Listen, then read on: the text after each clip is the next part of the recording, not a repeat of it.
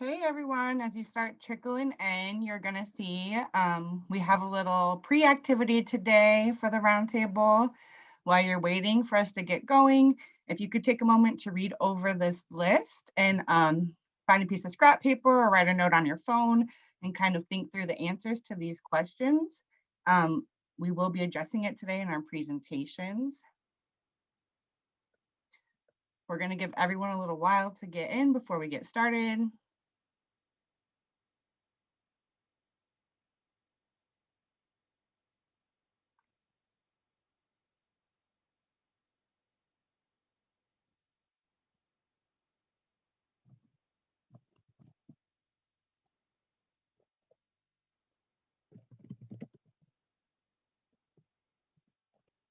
Feel free to write your name into the chat and the organization that you're representing today. We always like to see who's attending these, and so we can see what other service providers are tuning in today.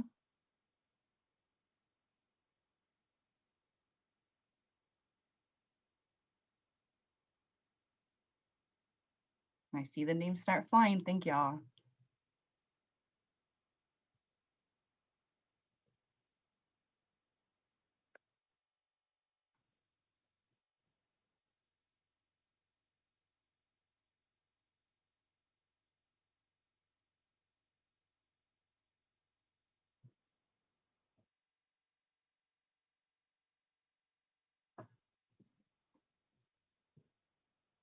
If you are just joining, we're going to get started in a couple minutes. We're going to let people trickle in. On this first slide here, we have a little bit of an activity. If you can make a list of and answer the following questions. We're going to use it in our first presentation. It can just be on a piece of scrap paper, whatever you got laying around in your head if you need it to be.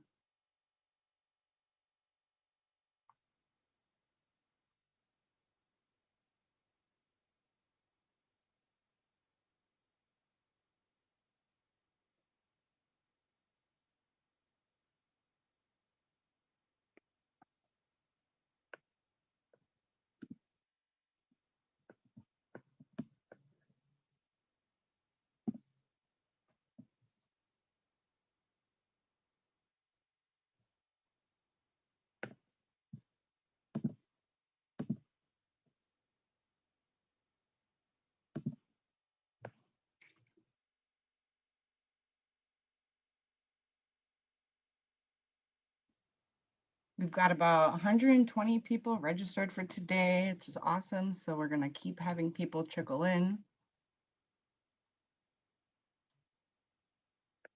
We continue to see lots of different organizations represented, which is awesome. We love seeing that.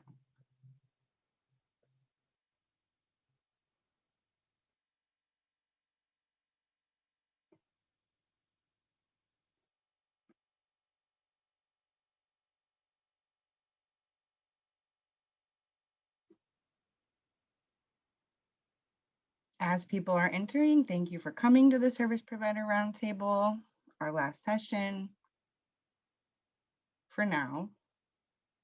It'd be awesome if you could enter your name into the chat and the organization you represent or you're with. And take a minute to read through our questions. So to read through these, if you can jot down answers to these, we're going to be using this in our first presentation with Kayla. These questions are: what's the main source that you receive information from? Who is the most important person to you? What is one thing that you worked hard for in your life? How do you support yourself, family, and or pets? If you have any animals, what are their names? Which family member or friend are you closest to? What's the place you call home? What makes you feel good about yourself? What is the greatest source of joy? What roles give your life meaning and purpose? We're doing some deep thinking before we start today. We'll give it a few more minutes before we get going.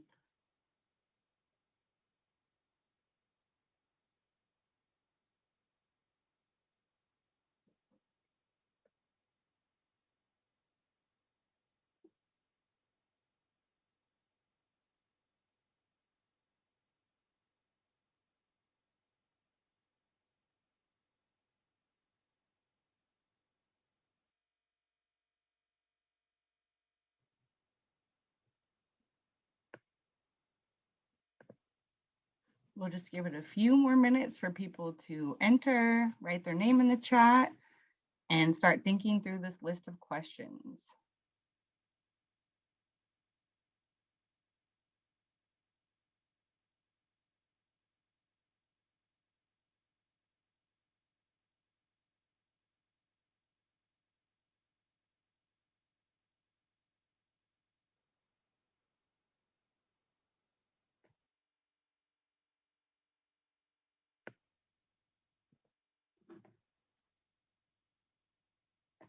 I'm going to read through them one more time and then we can get going. Again, thanks for coming to the Service Provider Roundtable.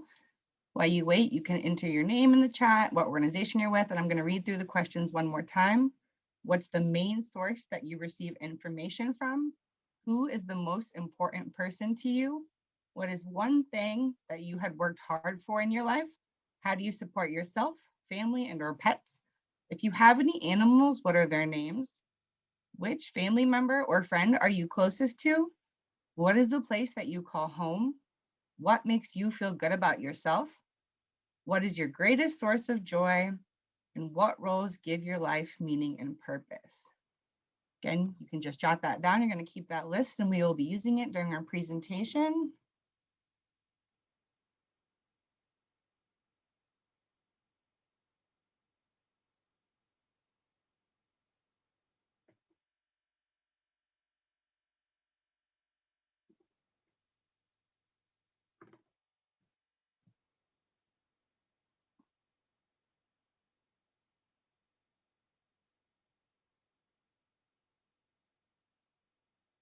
Just give it one more minute.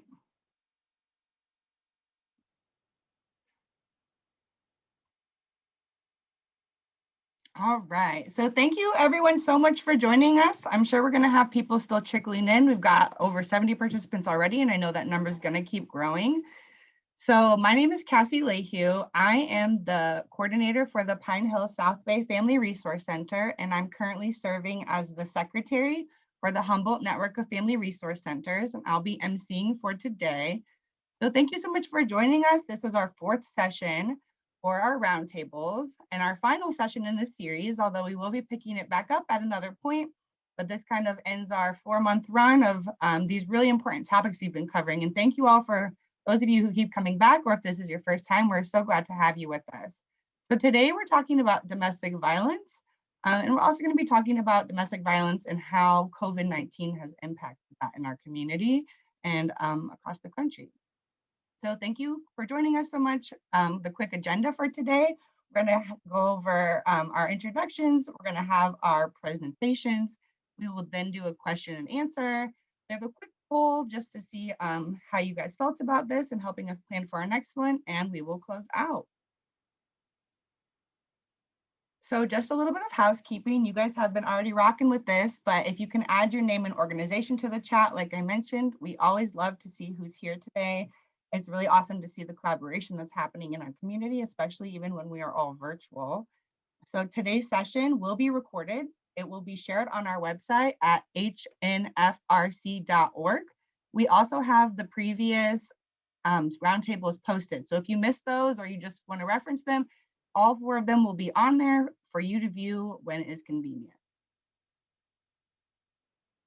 So like I mentioned, today we're going to be talking about domestic violence and the effects of COVID-19 with domestic violence. We have 2 amazing presenters. We're so grateful for them. We have Kayla Henry. She works for Two Feathers, and she's an advocate and mental health clinician. She'll be speaking first. And then we have Aristea Salisbury. She's the Prevention Programming and Community Outreach Manager for the McKinleyville Family Resource Center. And they both are here. They're both experts in this field and, are currently on the ground doing the work. So I'm going to pass it over to Kayla so she can start telling us about what she has going on over at Two Feathers and how we can support. Thank you. So the activity I had was a list, and if you haven't been able to do it, and at the end of this, I would recommend you doing it. When I first seen it, I was like, yeah, no, I don't want to do this. But after the presentation I had went to, really did do it. And it helped a lot to inform the work that I actually do with survivors a lot. So from that list, I'm going to ask you guys to choose one thing to cross off from it. I'm going to give you a few seconds. And now I'm going to ask you guys to cross off one more item off that list.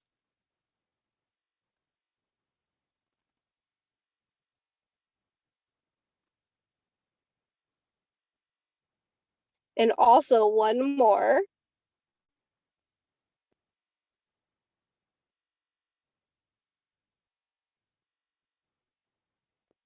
And now cross off two more.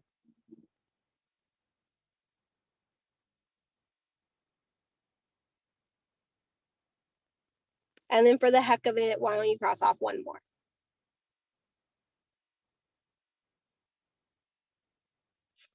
So throughout the presentation today, I would want you guys to think about these like just reflections. And normally I would do these in small groups, in a small discussion, but due to COVID, we can't do that.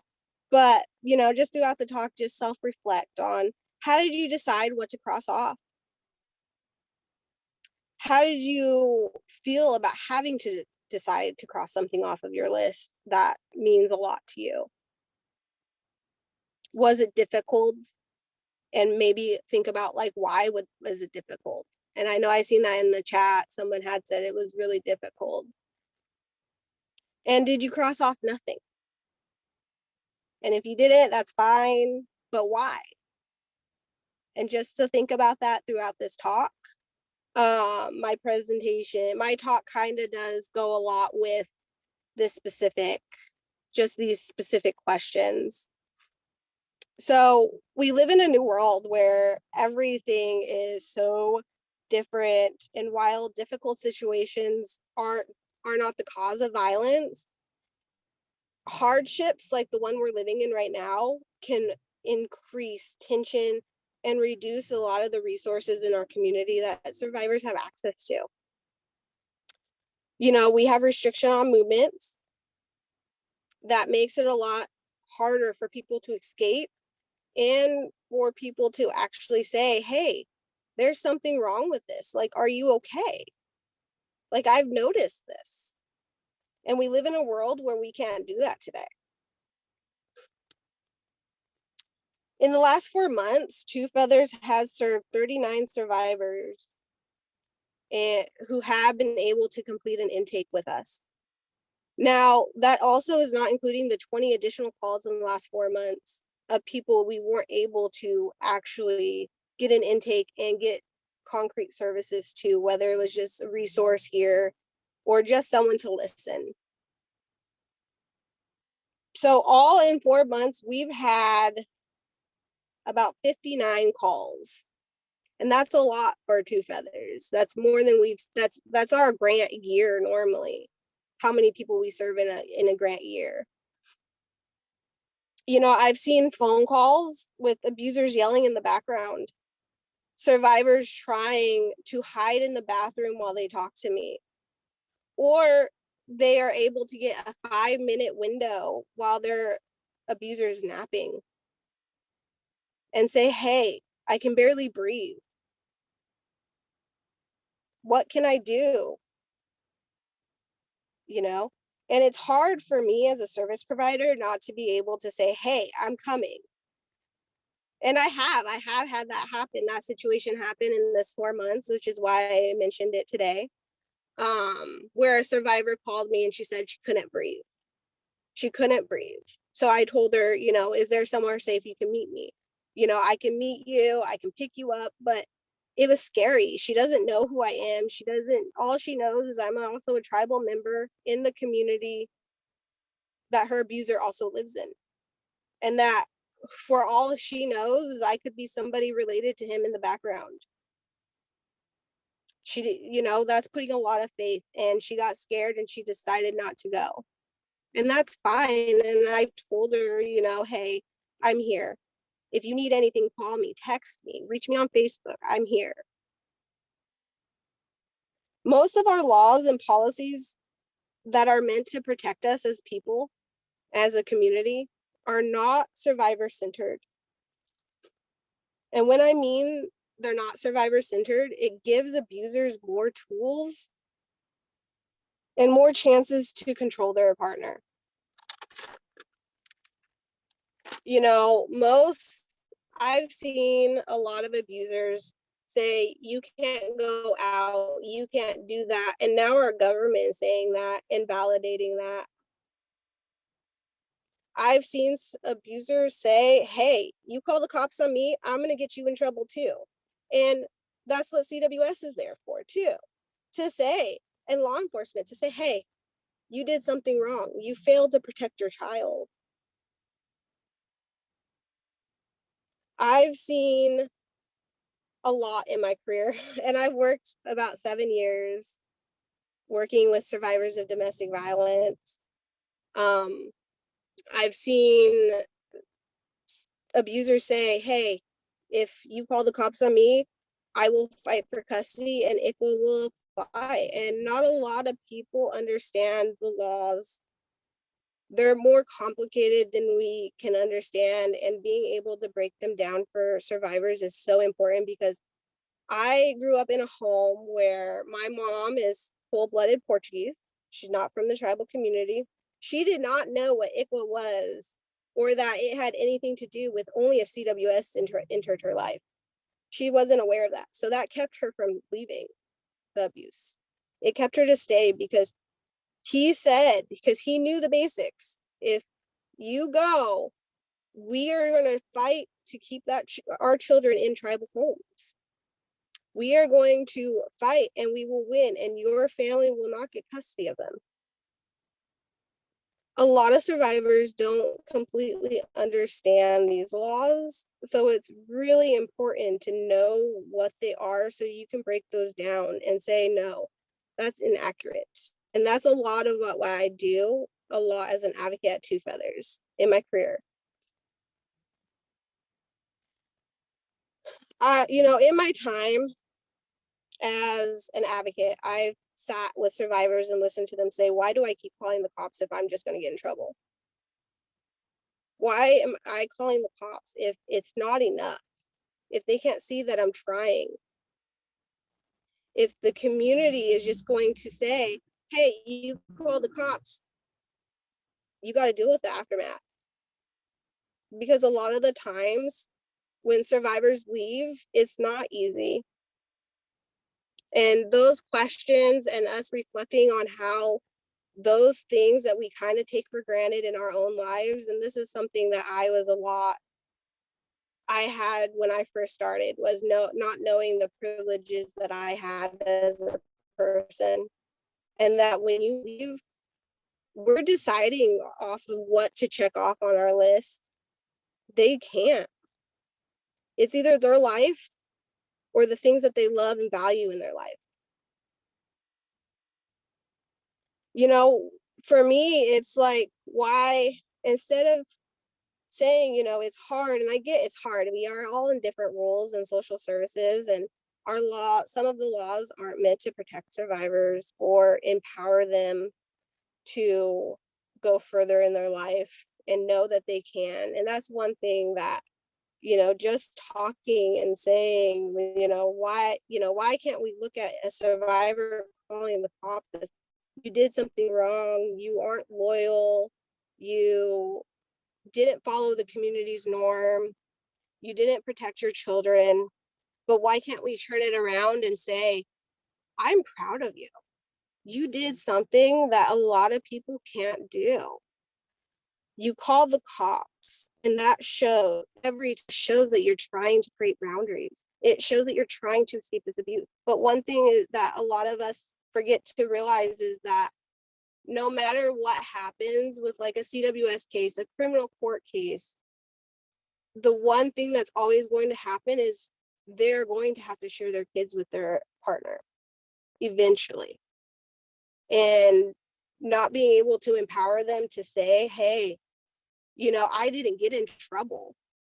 I got services. I got people who believe me. I got a team built around me, which is hard, but eventually, and people are going to misrepresent what we're trying to do is something bad, and get mad at the service providers for it not going right. But the one thing they do know is that somebody believed them. One thing I always, for me, in my role as a victim advocate working in a tribal community, is understanding that I might not know my family members as well as I thought I did. And the one thing that I work by is that no matter what somebody tells me, they know the truth. I've never been behind a locked door with my cousins in my life to where I have seen their true selves. I think that everyone is so capable of anything and everything. And if somebody tells me that one of my family members is abusing them, I'm going to believe them because they have more experience than I do with that family member. Just because I grew up with someone doesn't mean that, sorry, I got distracted. I'm on my phone. So when the comments come in, I gotta get distracted. But it doesn't mean that I know who they are. I understand that I listen and care about them. I understand that it's not a survivor's fault for the abuse. I remember that they're not to blame, and sometimes our laws are so blaming that it feels like it. I know that they don't deserve the abuse, and I let them know that. I let them know that no matter what anyone tells them is that they don't deserve the abuse, and they deserve better, and they can. And trying to figure out what drives them in life and what their goals are and what their future plans are, and for me to be able to help them. I know one time, and some of the workers who I worked with on that situation is here, and I worked at a TANF agency for a year, and a survivor came in and she was saying, and it's close to check time, and she was letting her caseworker know that she was being abused and she was wanting to leave, but she had no money. And that TANF agency works so hard to be creative around their policies and push things through for that survivor to be able to say, I had people believe me, I had a support team, whether she followed through or not. She knew that they were there. She knew that that team would do anything to back her in her choices and know that they were there for when she was ready. And they listened and they offered non-judgmental comments, and they showed her that she was not alone. Know your role. Remember, leaving an abusive relationship is a terrifying experience, and they're giving up a lot. If you didn't cross anything off your list, think about that. That's one thing, is they don't have a choice when they leave. Their choice is either not to cross anything off and continue being abused, or leave everything behind and fight for their lives. It's our jobs to try to support the survivor as much as we can. Our role is not to make decisions for them, because when we tell them what to do, it's taking control just like the abuser did, and for them to think. And that's another way that we validate, by saying, you have to do this. We have to have you showing the courts, showing people that you're doing everything you can, whether or not, but sometimes all they can do is say, hey, you did do everything you could. You set boundaries. That's amazing. I'm so proud of you. Let's see how we can go further from here. Finding resources and information to help, and advocates who are there to support them through it, and knowing that to build their team and their support network is important. And then the one thing I do want to end with my talk, and I'm sorry, it's a lot in one, but I use the term survivor a lot, and I use it as if sometimes they're done with the incident and they have survived it. But one thing I want to leave with is saying, maybe let's start looking at it as if they're not just a survivor, but they're fighting to survive for their lives. They're still fighting every day, no matter if they have kids, if they don't have kids, that we need to start looking at not just them as a survivor, but they're surviving, because days are hard. And for tribal people, I know I was talking to one of my therapy kiddos about it, is that we're not given the tools that a lot of people are given. We don't know how to cope with life as well as some of our other counterparts might. Parenting is an art, and sometimes our parents don't have the tools to teach us what we needed to have in life. And sometimes we're starting at a disadvantage.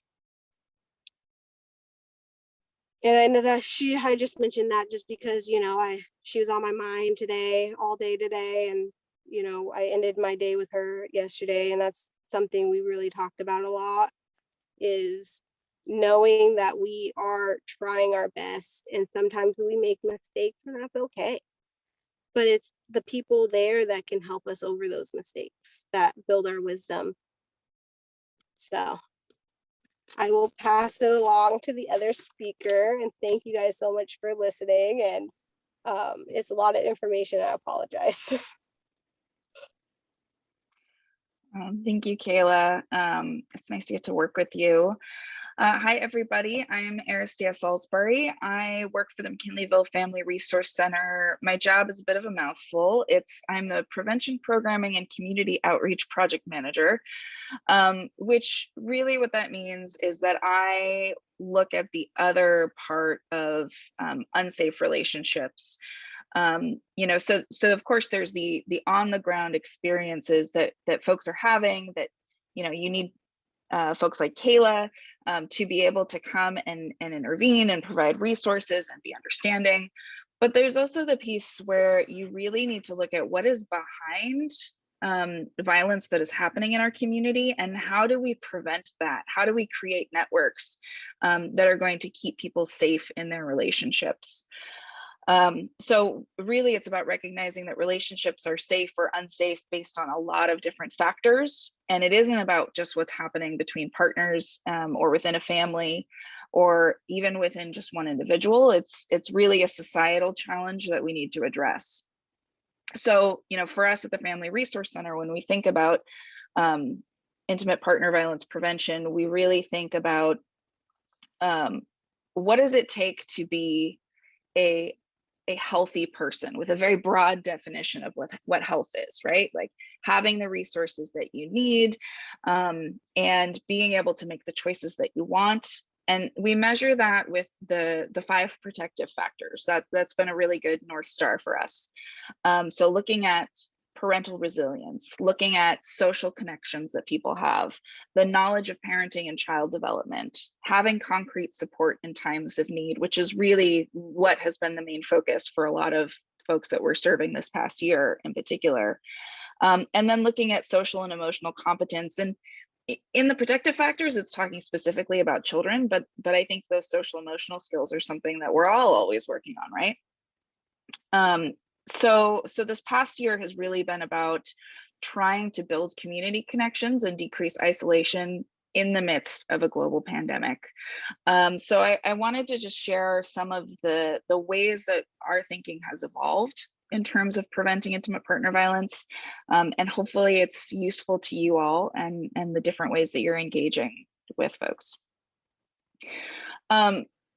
So I think the first most important thing that I've really learned about preventing intimate partner violence has been addressing the conditions surrounding domestic violence, intimate partner violence, whatever you want to call it, is connected really closely to all of these other forms of oppression in our society. You cannot talk about domestic violence without also thinking about sexism, without also thinking about racism, transphobia, ageism, fat phobia. I mean, we could go on and on and on. Each of these isms is really designed to isolate people and make it hard to build connections with each other. It decreases the amount of resources people have access to, and the power and agency that people have to make choices in their own lives. So when we're doing the work that we do, we don't just say we're only working on intimate partner violence prevention, because it's about all of these types of violence that happen in our community that make it okay to dehumanize anyone. And so if we really want to get at the problem of being able to dehumanize people in a relationship, we also need to figure out what's happening on the societal level. It makes the work a lot more complicated, because in addition to trying to solve a really, really hard problem for somebody on the ground, you're also looking at policies, procedures, laws that are very, very difficult to change. But you have to hold those two things in tandem to make progress. We've also learned that it's really, really important for us to make talking about relationships being safe or unsafe normal. It's really, really common for us to find, when you think of domestic violence, there's an image that comes to your mind. Even for folks who know people who've experienced violence, there's still an image about who is impacted by an unsafe relationship. And for us, we've been trying to use social media. We've been trying to use things that are displayed in our facility, and also just in our conversations, talking about safe relationships and unsafe relationships, so that it becomes normalized and part of the conversation, and is less of about whether or not you fit the stereotype, and more about, are you connecting with these things that we're sharing? And if so, you understand that we have some resources to be able to continue this conversation with you. The other piece that I think has been really important for us is making sure that it's not just one person on your team that's thinking about these things, right? Like, it's really, really easy to have somebody be really passionate about, the stuff I've talked about thus far, addressing all sorts of isms, all of the things.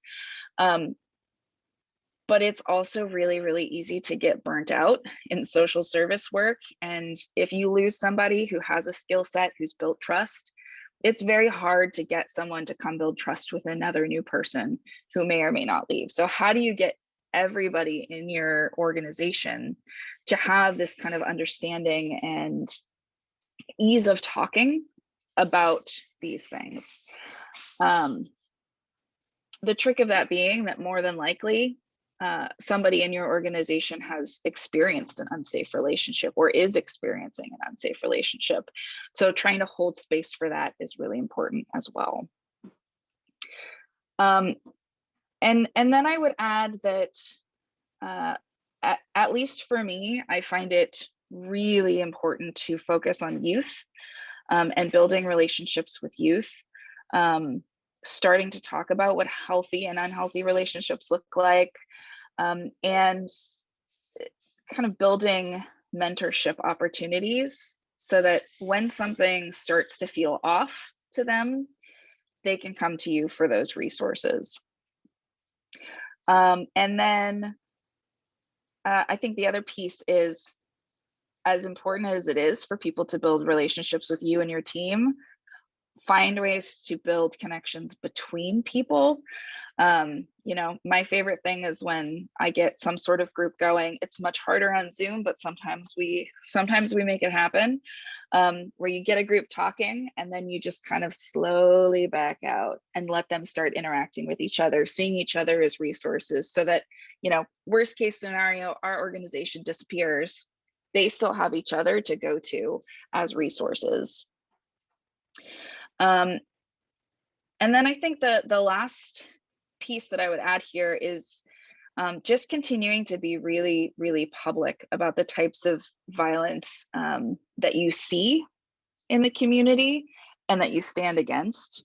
It's really important to us at the Family Resource Center in McKinleyville to include, for example, in our safety plans for the center that's going to be opening up pretty soon, that we recognize that safe and unsafe relationships are a reality for everyone who's going to be in that building. And so how do we have conversations about that in a public way so that the community also sees us having those conversations?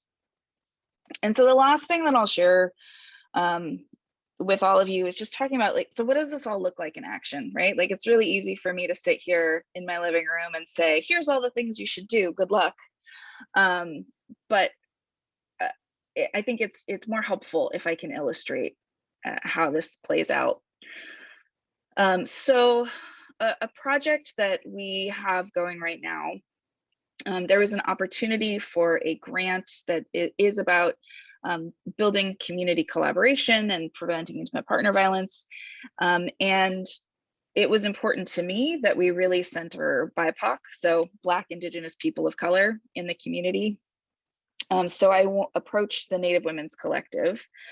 And it's really common for folks to approach organizations led by and for folks of color and to say, I have this great idea. Do you want to help me with my great idea? And so it was important for me to say, I know that there's this money. I'm willing to write the grant for it. What do you want to do that you know will address domestic violence and prevention of domestic violence? And so by building that partnership, we put in a successful application. And what we're going to do is create an empowerment camp. And empowerment's a funny word. Empowerment sounds like we're giving you power, right? But for girls and women to empower each other, we're going to have an opportunity for particularly Indigenous women and girls to develop the program of a volleyball camp, to do the teaching at the camp. And they also get to figure out what things they want to learn about. Some of them just want to get a hoodie and play volleyball, but some of them want to come and they've got questions about menstrual products and they feel really, really weird asking their moms about it. So how do we weave that into the day so that they can learn about it? How do we also include cultural activities that they're curious about? So we're going to design this, and ideally it's going to be a sleepaway camp so that while the girls are also building connections during the day, the most fun part of connecting with other people is often having those unscripted, no agenda moments. So giving girls a chance to connect with each other. I don't know, maybe roast some marshmallows if we can, or stay in the dorms at HSU. There's a lot still in the planning, but getting to know each other. And then also demonstrating some other things. The head of the Native Women's Collective, for her, it's really important to have Native men in particular be the ones to do the cooking and the cleaning and putting away the dishes for people, to show that there's this other model of healthy masculinity. So without putting it in these girls' faces that, we're teaching you about safe relationships, it's something that is just kind of baked into the design of the session. And then also continuing connections with these girls before and after the event so that they continue to see the women who taught the volleyball camp as resources, the people who organized it as resources, and hopefully connecting with each other long-term as community resources. So that's what it looks like in action. It's a little bit more abstract than the immediate response to domestic violence situations that you might encounter. But I think that it's just as important for us to think about, what does it mean to have a safe community? And how do we prevent as many people from having to face these challenges going forward that we can? It's a big task, but got a lot of brain power in this room. I think we can do some good things. So with that, I think I talked a little faster than I meant to. I'll pass it back to you, Cassie. Thank you, Aristea. Thank you both, Aristea and Kayla. I think that was really great and definitely different perspectives. Kayla talking kind of about when working with survivors now and making some really great points about them still fighting, and Aristea kind of thinking about it in a different perspective of how we can work with people to prevent this. And I really appreciate what you said about normalizing the safe and unsafe communities. And I mean, unsafe and safe relationships and safe communities. And I think that's something we're all working toward, just having a safe community. So I think that's a really great way to frame that as well. So with that, thank you both so much. I'm going to open it up for question and answers. We did have one question pop in while Kayla was chatting. So Kayla, this question was specific. You shared some statistics about Two Feathers and the calls you received, which thank you for bringing those numbers. I think it's really impactful to see how this is affecting our community. So Jennifer, sorry, I named you, but asked a question. What you mentioned, you had gotten over 50 calls. So what sort of services were you able to offer those clients? I know you mentioned intake services, but once they've been able to do that, what services do you provide for them? So depending on our funding, for those in the ones in the group of 50 for the last 4 months, we were able to provide some emergency shelter. We can only offer up to 4 nights. We can also offer up to $75 of food or clothing, and then also help them find additional resources if they choose to say, if they want us to help them with some clothing to get set up for them or their kids. We would also connect them to other resources such as like TANF, and help them connect with their workers to start getting some income coming in. And also Northern California Indian Development Council for the ones that were tribal. We would have them, we would be able to connect them with those resources. We are now able in the last 4 months to offer transportation, which I'm super glad for a lot of those survivors. So I was able to kind of go up to Orleans, grab a survivor who was on the side of the road. There was really no other services available at that time. So I drove all the way up there, came back out, got her some food, got her some clothing, and got her also 2 nights in a hotel. Due to our funding, we are trying to do limited right now, but we are trying our best to make sure we can service in whatever ways, and we can get really creative in doing that. We've helped some of those with restraining orders, connect with the criminal justice system, um, attend any meetings that the DA's office required them to or asked of them. We were able to respond to some law enforcement calls, um, and help them navigate that system. And we were able to also assist with just having a listening ear.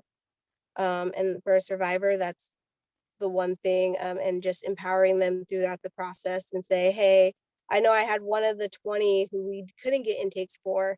And I was just here, hey, do you need a ride? I can take you to the TAP program, and the transportation assistance program through the county is amazing throughout COVID, where we were able to kind of see her having other family, and brainstorm where she could be safe at. And so we were able to get her a bus pass with the help of the transportation assistance program, and get her to Arizona with her children over there. And so it was really good to get that call after and say, hey, I made it.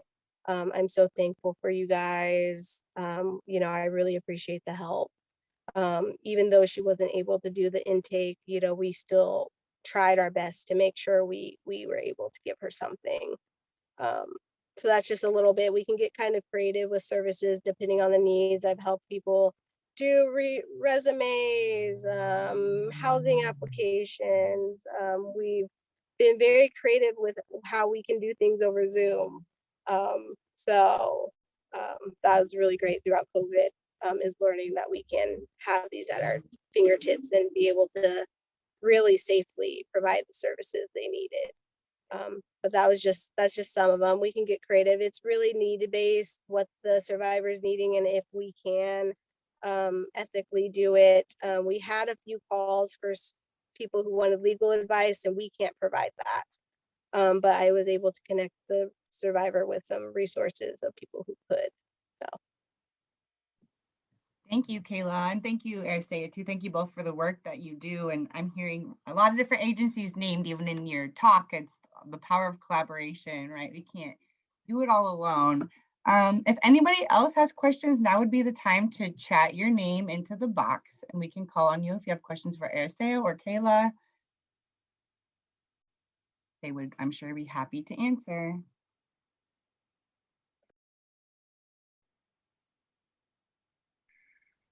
Um, the one thing I would suggest is I don't know if the family's tribal or not, or if mom is eligible, income eligible. But you know, the local TANFs here, even the county, there's a general, there's a CalWorks has, I believe, for individuals who are income eligible, for like up to 14 nights in a hotel. And that's something that I do encourage my non-native mothers to go through if they're able to, if they are income eligible for it. I don't know the entire situation, but it would definitely be a resource to reach out to them also, along with HTVS is an amazing resource in our community. I think the only two things I would add, one, I think that there are some newer opportunities for governmental assistance with rent, for example. And I know that, you know, for us as a family resource center, we've had a lot more flexibility in terms of being able to offer financial assistance to families in tough situations, with grantors being a lot more flexible in terms of what they're asking for back from us in paperwork, which has just made it a lot easier to serve people. I do want to just point out the theme of there needing to be those concrete resources. You know, there's what's happening in the relationship, but you know, transportation, housing, food, clothing, these kind of basic needs. And when it's really, really hard to get those basic needs met in and around our community, it makes it that much harder for people to leave difficult situations. And so I just want to call attention to that. And I don't know, maybe we collectively can rabble rouse for finding ways to get those needs met for people. Thank you, Aristea. And I see the chat is kind of blowing up with, so thank you everyone for helping. It's real world problem solving right now. Well, we're not solving the problem, but there's resources out there. So Indiana, if you're still listening, check out in the chat. There's a lot of good stuff that's going on in there. We had one more question I'm going to ask before we move into our Zoom poll. Let me find it again. So I think this is for Kayla because it's Two Feathers. As you mentioned that Two Feathers does not provide legal support, but you do provide any legal guidance.